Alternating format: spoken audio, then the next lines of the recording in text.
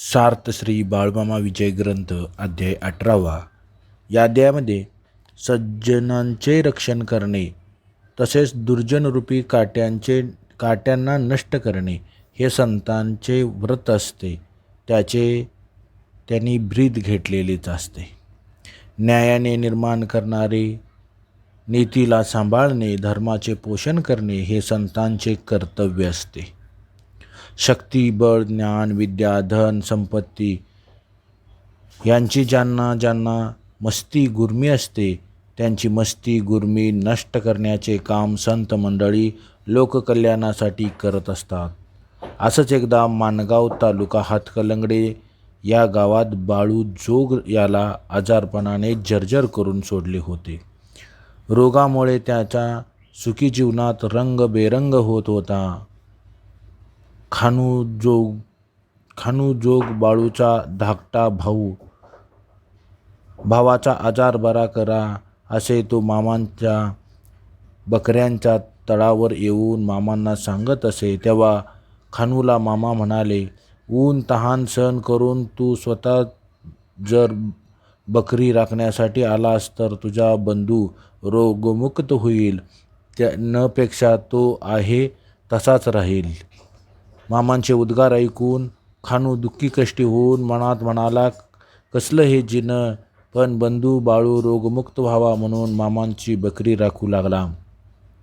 पुढे यादवाड तालुका मुधोळ जिल्हा बागलकोट या गावी खानू मेंढ्यांचे समवेत बकरी चारत चारत गेला. बकऱ्यांची सेवा तो मनोभावी करीत असे. ते यादवाड येथील शिवारात बकरी इकडे तिकडे चरत होती. बकरी राखणारी पोरे मेंढपाळे वयाने लहान होती. त्यापैकी काही बकऱ्या मागे कुणी खेळत तर कुणी कंटाळून विश्रांती घेत असे. बकरी म्हणजे ओडाळ पशु, जिकडे चारा तिकडे धाव घ्यायची त्याची वृत्ती. भरपूर जमीन जुमला असलेल्या यादवाडच्या पाटलाचे शेत शेजारी होते. तिकडे बकऱ्यांचा एक खांडवा. काही बकरी वळाली. शेतात ज्वारीचे पीक होते तरी त्यात घुसली. पिकाचे नुकसान झाले. बकऱ्यांच्या बे बे बे आवाजाने पोरे जागी झाली, भानावर आली. आपल्या शेतातील ज्वारीच्या पिकावर बकरी घुसून नासधूस झालेल्याची बातमी पाटलाला कळताच तो खवळला. मुठी वळून दात ओठ खात शेतात आला. पोरांनी बकरी पिटाळून हटवली होती. त्याच्या मागे मागे तो होता. हटवण्याच्या गडबडीत त्यांची घोंगडी मागे राहिली. पाटलाने संतापाच्या भरात ती घोंगडी आणली. खानू आणि पोरे मेंढके घोंगडी घेण्यासाठी आली, पण तेवढ्यात त्या ठिकाणी घोंगडी दिसेनात. ती तर पाटलाच्या हाती लागली होती. त्यामुळे पोरे घाबरून थरथरू लागली. त्यात भरीसभर म्हणजे पाटलाने शिव्यांची सरबत्ती सुरू केली.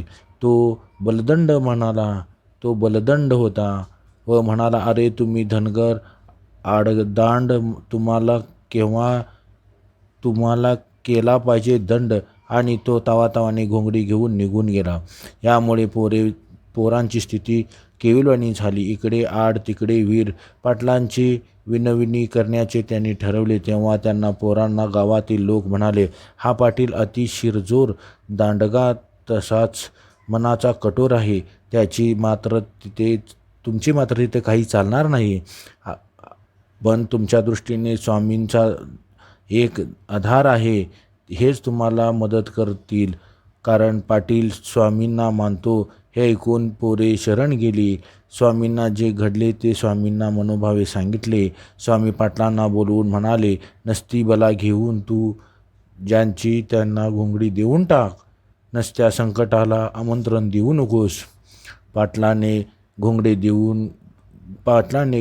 ठेवून घेतले आणि बाकी सर्व परत देऊन टाकली. तेव्हा पाटलाच्या दरडावणीच्या आवाजात मामा म्हणाले, पाटला, एक घोंगडं कमी दिसतंय, ते देऊन टाक.